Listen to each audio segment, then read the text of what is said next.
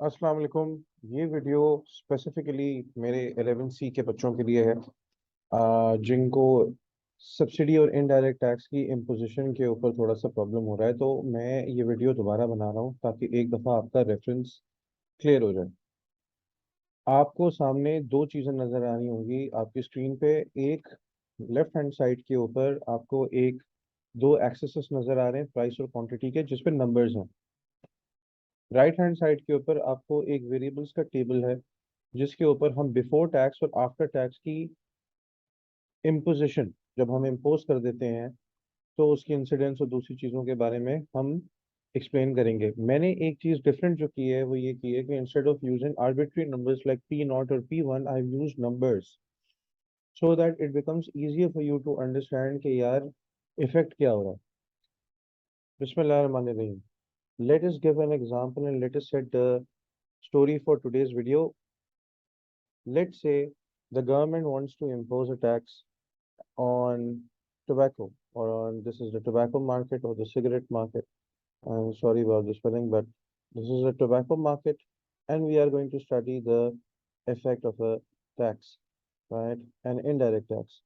So जब आप sales tax वगैरह लगाते हैं इसको इनडायरेक्ट टैक्स कहते हैं, जो प्रोडक्ट्स की सेल पे लगता है। अच्छा, अब ये लग गया। अब ये लगा नहीं है तो पहले तो हम इसकी मार्केट देखते हैं क्या है। देखिए, प्राइस अगर $1 है, लेट्स से, या $1 है, तो उसके ऊपर 2 पैक्स अगर सिगरेट बिकते हैं, तो मैं एक अपनी एक आर्बिट्री एक सेल्स की एक मैंने लाइन खींच दी है, और इसको सिर्फ एक नंबर देने के लिए, since I want to make it a little bit more realistic, यहाँ पे जाके मैं इसको रोक देता हूँ, so it becomes easy for us. या अच्छा, तो ये हमारी हो गई पहली सप्लाई, S0, राइट। तो सप्लाई जो है टोबैको की before in imposition of tax, वो कितनी है? वो है S0। प्राइस कभी भी नहीं बन सकती जब तक कि आपके पास दोनों डिमांड और सप्लाई ना हो। तो अब आप बनाएंगे डिमांड कर्व। और डिमांड कर्व, लेट्स से आपका वो स्पीड स्टार्ट होता है कहीं यहाँ से, और मैं शिफ्ट अगर, let's say because I wanted to, no, इसको थोड़ा सा बेहतर कर लेते हैं।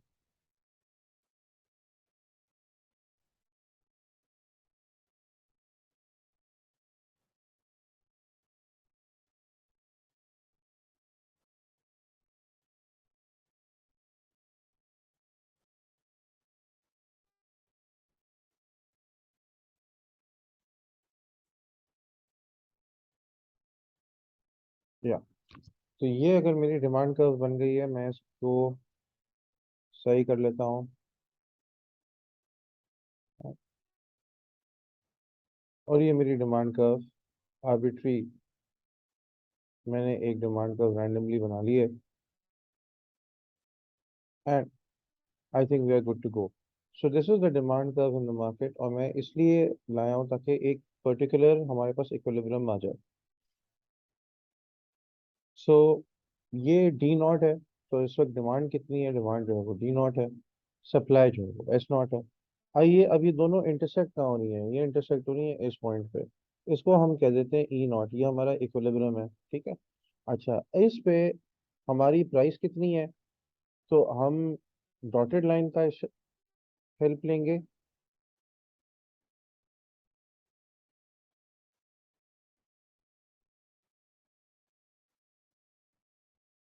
और ये हमारी बन गई जो इस वक्त प्राइस है वो कितनी है।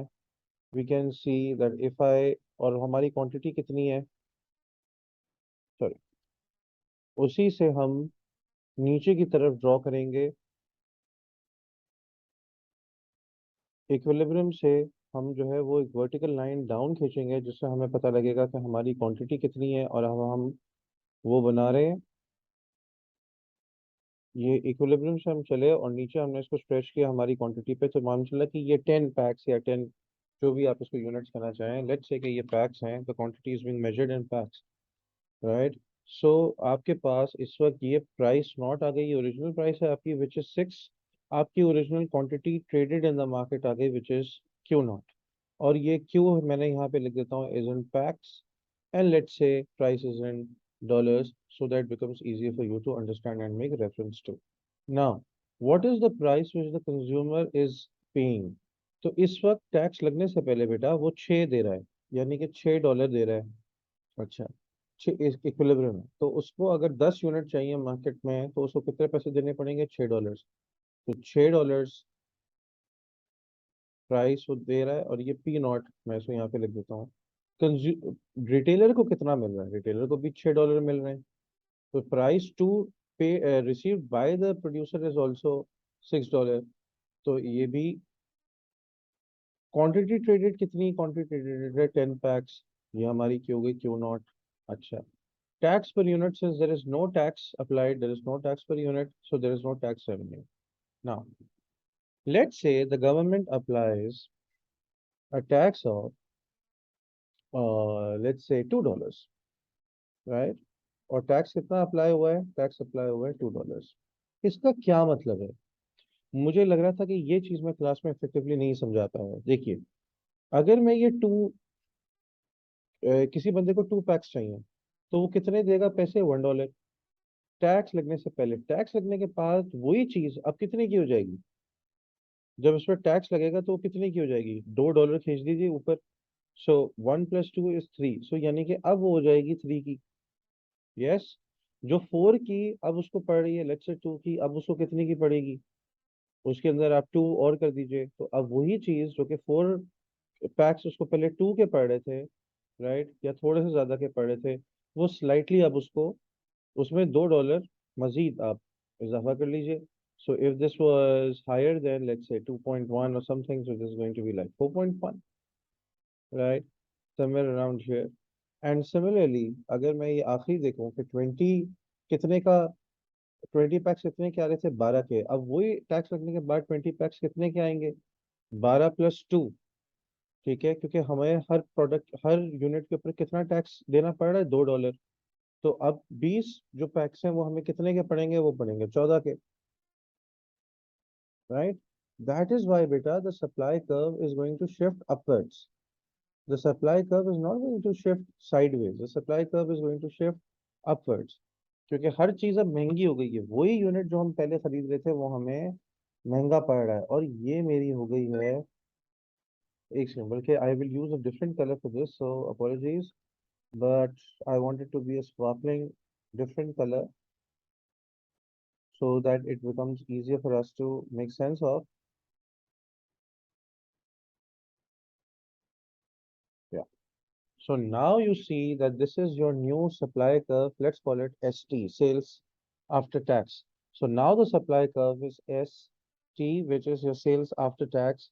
और ये ऊपर इसलिए शिफ्ट होती है क्योंकि हर क्वांटिटी के ऊपर आपको $2 एक्स्ट्रा जो है वो देने पड़ रहे हैं। Now let's look at the price which the consumer is paying now. So इस सिंपल से स्टार्ट करें। क्या हमारी डिमांड कब शिफ्ट हुई? हमारी डिमांड कब शिफ्ट नहीं हुई? The demand continues to be D naught. अच्छा, what about your price?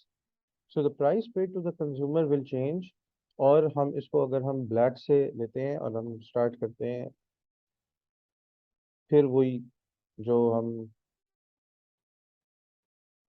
let's make an equilibrium, and this is my E1, and you see that now the consumers are paying more, so हमें पता लग रहा है कि अच्छा tax का impact पड़ गया, और क्वांटिटी कम होनी चाहिए इनडायरेक्ट टैक्स के बाद। तो देखिए क्या हमारी क्वांटिटी कम हुई है, यहाँ से हम नीचे खींचेंगे, और यस, ये कम हो गई 10 से, लेट से ये 8.75 या जितना भी बनता है ये है, इसका मैं एक आर्बिट्री नंबर ले लूंगा। तो अब हमारी जो प्राइस है टू द कंज्यूमर, पीसी, वो है 7। प्राइस टू द कंज्यूमर कितनी? क्योंकि चीज़ महंगी हो गई कंज्यूमर के लिए, $60। ये हो गई हमारी पीसी। मैं इसका एक नाम दे देता हूँ। अच्छा, और क्वांटिटी कितनी ट्रेड हो रही है? क्वांटिटी ट्रेड हो रही है इतनी है, लेट्स से ये 8.75 है, ये 9.25 और ये 10, 8.75 है। तो प्राइस, तो क्वांटिटी ट्रेडेड है, पहले 10 थे, अब 10 पैक मार्केट में बिक रहे थे, अब 8.75 मार्केट में बिक रहा है, और ये हमारी हो गई Q1। ये हो गया हमारा Q1। ये हो गया पीसी। अच्छा बेटा ये बताओ टैक्स पर यूनिट कितना है? $2 है ना, तो ये E1 से $2 नीचे आ जाओ। 7 से 5 कहाँ पड़ रहा है? यहाँ पड़ रहा है। अरे ये तो वही चीज है कि हम यहाँ से लाइन से खींचते आए और हम कहाँ पर आ गए? पुरानी वाली सप्लाई पे आ गए। तो बस मैं यही समझाना चाह रहा था कि जो वर्टिकल डिस्टेंस है यह है टैक्स पर यूनिट। हमने क्या कहा था, हर यूनिट पे कितना लग रहा है? $2। और अगर जब हम E1 से नीचे खींच के ये आ गए, लेट से E1 डैश पे हम इसका एक नाम दे दिया, तो ये भी कितने की इक्वल है? 7 से लेके ये 5, ये भी $2 की इक्वल है। राइट। तो इसका क्या मतलब हुआ कि अगर हमको निकालना है टैक्स पर यूनिट, तो हम नए वाले इक्विलिब्रियम से नीचे की तरफ लाइन खींचेंगे और उस वक्त तक चलते जाएंगे जब तक कि हम पुरानी वाली सप्लाई कर्व को इंटरसेक्ट ना कर लें। ये जो डिस्टेंस है between E1 and E1 dash, this is tax per unit which is $2। ये तो हमें पता है। अच्छा नहीं सॉरी, ये हमें डॉटेड ही बनानी है क्योंकि I am very particular about this. It becomes easier to understand, गलतियां कम होती हैं। जनाब अब हम वी आर नियरली देयर।